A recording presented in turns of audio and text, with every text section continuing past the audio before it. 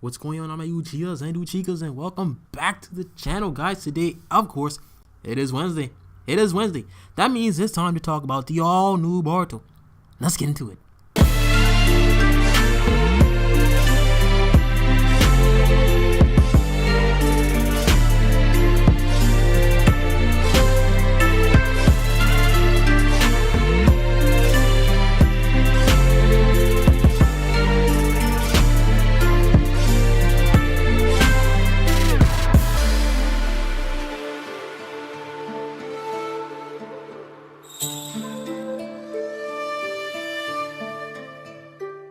Alright, so here we go, guys. Episode 29. Not much happened in this episode. It was pretty alright. You know, we didn't learn much, but we learned a few new things. Okay, so first of all, of course, it starts off with Kagi and the gang. These guys who are apparently calling themselves the 7 new deadly swordsmen of the mist. Basically, I thought last week that they, were officially, swordsmen, but apparently they broke into the vault to get the weapons. Like the legendary 7 deadly weapons. Like they actually broke into the vault, which Kagura, showed up later and discussed about. We're gonna talk about that later. But yeah, they actually broke in. So anyway, so they broke in, they steal these weapons, and basically, like, of course, like these like weak ass robots came to stop them. I guess it was all just for show, and like these guys took out those robots with no problem. And I'm thinking, okay, wait, why would Kagura put these weak ass robots to defend the village's most notorious weapons? Like, why would you even put weak robots to even, I don't know, but those guys took those robots out with no effort. Like they didn't even break a sweat. It was just child's play to them. Basically, they were, just chatting about, how do you want to like actually test it out, on actual humans and whatnot, being all, sinister and shit. But yeah, so basically, we move forward with that. Like, they kind of left there, and this were not Kagura, but Chotro and May. They show up, and basically, again, they talked about, how there was like a key for this vault and whatever, and Kagura actually has this key. So apparently, I guess, they just stole I guess they just convinced Kagura to open up the vault for us. That's what I'm saying. Like that's basically what happened. Like they stole the weapons.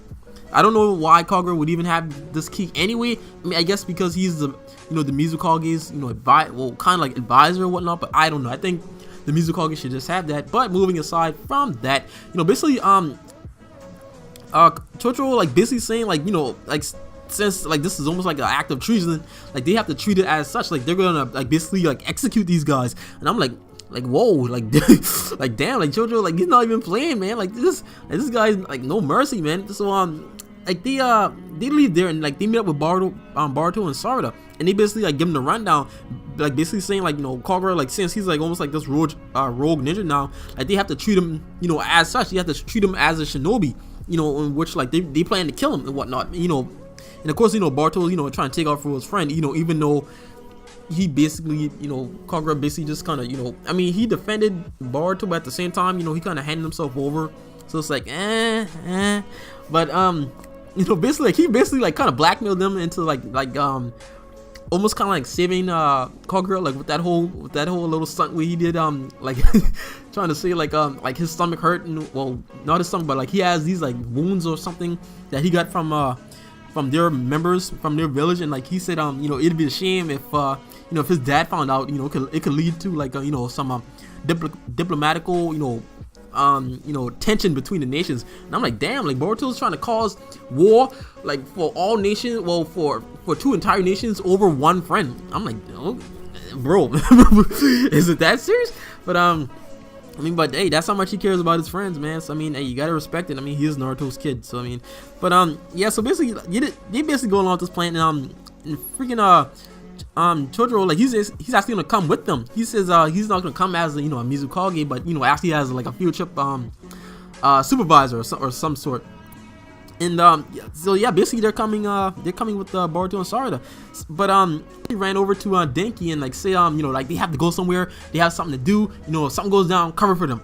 And basically Inogen and Shigadai overhears this, and they basically want to go check it out, being nosy, and they basically tag along and try to find what they're up to. But as they're doing that, they actually ran into Minsky and Sugeto, who's actually talking about the situation, and basically they're saying that Sugetsu's telling Minsky that basically Orochimaru doesn't want Minsky involved in any more of these problems that's going on, and Minsky, he's straight savage. He's like, nah, like he should know by now, like I'm gonna do what I want basically. And I'm like, oh shit, man, like Minsky, what? Nani? But I don't know, man, but it's freaking crazy. And like Sugetsu like chilled behind him. Well, he kind of chilled behind freaking Inogen and Shigadai like with a shadow clone, and he said like if you guys move, like I'll kill you. Like I was like, damn, man, Sugetsu was a play, man. But yeah, like they were planning to chase Boruto and Sarada, but they actually ran into freaking Minsky and Sugetsu, talking about everything that's going on. I mean, which is awesome, man. But yeah, like Sugetsu again, he's fond of this new Shizuma guy, like trying to proclaim himself to be one of the deadliest 7 or whatnot. So like basically he passed on the torch to Minsky, say go ahead and do what you gotta do, basically just do what you gotta do. So it kind of just moves forward. Like there were like a bunch of talking like with the bad guys, nothing really important, but basically like at the end, like they came to like that little monument memorial site over the ocean whatnot, where we kind of seen Boruto when he first got there. And basically of course Boruto he actually arrived and to save Kagura and whatnot, and like the whole seven is there and everything. And of course Sarada's with them, and Chojuro, like basically everyone's there. It's a standoff. Basically, it's a freaking standoff.